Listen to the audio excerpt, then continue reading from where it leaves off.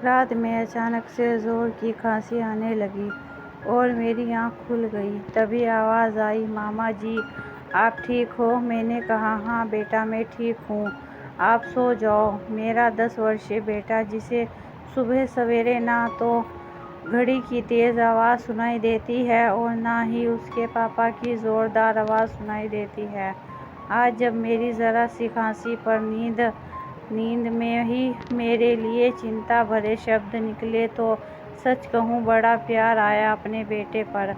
वैसे तो यह पहली बार नहीं है जब मुझे उस पर इस तरह प्यार आया है।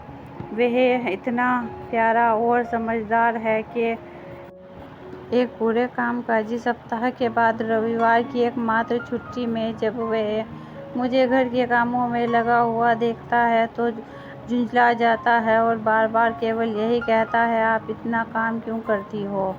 इसका जवाब तो मैं खुद भी नहीं जानती, चुप ही रह जाती हूँ।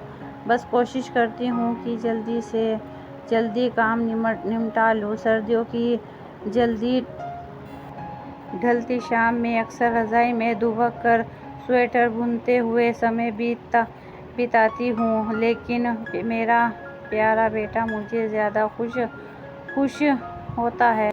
वह जानता है कि मैं फुर्सत में बैठने का मौका कम ही पाती हूँ। कभी पिछले हफ्ते की बात है, लगातार 2 दिन बारिश में भीगने से मेरी तबीयत थोड़ी ख़राब हो गई थी। उसी दिन जब घर वापस आई तो सिर में तेज़ दर्द हो रहा था। सामने देखा तो बेटा अपने फेवरेट बाउल में मेरे लिए मैगी लिए खड़ा था। आंखें भर आईं और मन ही मन में उस पर अनगिनत दुआएं निकल रही थी और उम्र रहा था देर से बार बार माँ, बस यही ख्याल आ रहा था कि कौन है वो जो लोग कहते हैं कि बेटियां अपने माता पिता का ध्यान बेटों से ज़्यादा रखती हैं, या बेटियां अपने माता पिता का दर्द बेटों से ज़्यादा महसूस करती हैं।